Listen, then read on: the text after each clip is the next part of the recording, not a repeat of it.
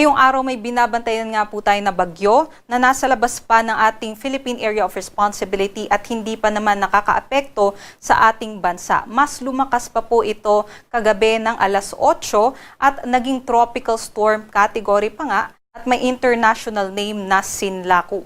Ito po'y nasa layong 2,725 kilometers sa silangan ng northeastern Mindanao at mas lumakas nga po yung taglay na hangin 65 kilometers per hour na at may pagbugso na rin na abot sa 80 kilometers per hour. Sa kasalukuyan, kumikilos po ito pakanluran, medyo may kabagalan 10 kilometers per hour. Ngunit hindi pa nga po ito nakakaapekto sa ating bansa. Samantala, yung ating ridge o yung extension ng high pressure area, ito po yung nakakaapekto mainly sa ating bansa. Specifically, sa may northern at sa may central Luzon na magdadala ng mainit at maaraw na panahon.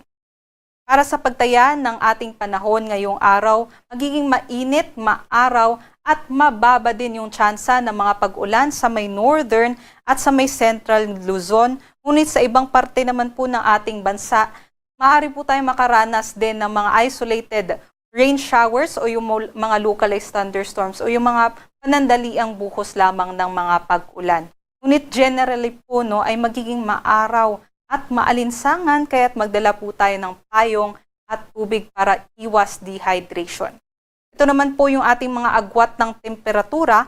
Pinakamataas po yung ating temperature dito sa may Tuguegarao 25 to 37 degrees Celsius. Samantala sa Metro Manila din, mataas po yung ating temperatura 21 to 35. Aabot naman hanggang 33 degrees Celsius sa may Tagaytay, Lawag at sa may Legazpi. Habang dito naman po sa may Baguio ay posible between 16 to 26 degrees Celsius naman po ang temperatura. Dumako naman po tayo sa may Palawan, Visayas at Mindanao kung saan nga ay magiging mainit pa rin naman ang ating panahon na may tsansa ng mga localized thunderstorms. Ito naman po yung ating mga agwat ng temperatura. Pinakamataas naman po dito sa may Zamboanga, Davao at sa may Puerto Princesa na maaari pong umabot hanggang 34 degrees Celsius ang maximum temperature. Samantala hanggang 33 degrees Celsius naman sa may Kalayaan Islands at dito man sa Iloilo at Cebu 26 to 32 at sa may Tacloban at Cagayan de Oro naman ay 25 to 31 degrees Celsius naman po. Although ito pong mga agwat ng temperatura ay air temperature pa lamang po ito or temperatura ng hangin. Iba pa po yung damang init o yung heat index na pinagsamang epekto ng init ng hangin at nung halumigmig o moisture sa hangin natin. Kahapon nga, April 9, nakapagtala tayo ng aabot sa danger levels na heat index. Dito sa Metro Manila, between 38 to 39 degrees Celsius po ang naitala na heat index, which is nasa extreme caution category na po yan.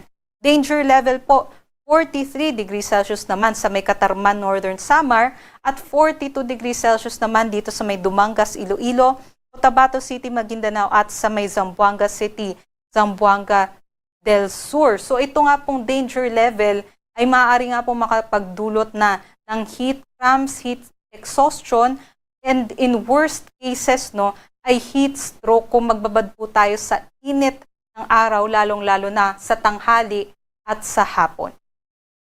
Ito naman po yung ating forecast na heat index para ngayong araw sa Friday sa Metro Manila 37 to 38 degrees Celsius. Bahagya naman pong bumaba. Although ito po'y nasa extreme caution levels pa rin. Ngunit sa kaparehas pa rin po na lugar ay aabot pa rin po sa danger levels. Dito nga po sa may Catarman, Dumangas, Cotabato City at Zamboanga City, possible pa rin yung 42 degrees Celsius kaya't doble ingat po sa ating mga kabayan, especially dun po sa ating mga manggagawa, mga tsuper o pati na rin po yung ating mga senior citizens na meron pong mga comorbidities like high blood pressure or ano pang mga sakit na bawal pong magbabad sa init ng araw. Para naman po sa kalagayan ng ating karagatan, wala naman po tayong nakataas na gale warning kaya't malayo ding makakapaglayag yung ating mga kababayan. At para sa forecast natin ukol doon sa bagyo na nasa labas pa ng ating PAR, ay posible nga ito makapasok ng ating Philippine Area of Responsibility next week. So between Wednesday to Thursday po ang ating forecast. At ito nga po ay maaari pong maging malakas na bagyo o typhoon category at hindi natin i-rule out yung super typhoon category na level. At sa nakikita natin, mas mababa naman po yung tsansa ng landfall. Kumbaga, itong bagyo na ito ay nakikita natin na lilihis o gigilid lamang dito sa ating Philippine Area of Responsibility. At kung makapasok nga po ito ng ating PAR, ay tatawagin naman po natin ito sa pangalang Bagyong Kaloy. Although sa ngayon nga po, ang nakikita natin kahit pumasok po ito ng ating PAR, ay magdadala naman po ito ng matataas na mga pag-alon dito po sa eastern section ng ating bansa, maging mga malalakas na hangin. Ngunit itong senaryo na ito, posible pa rin pong magbago kaya't manatili po tayong nakatutok sa mga updates ng Pag-asa.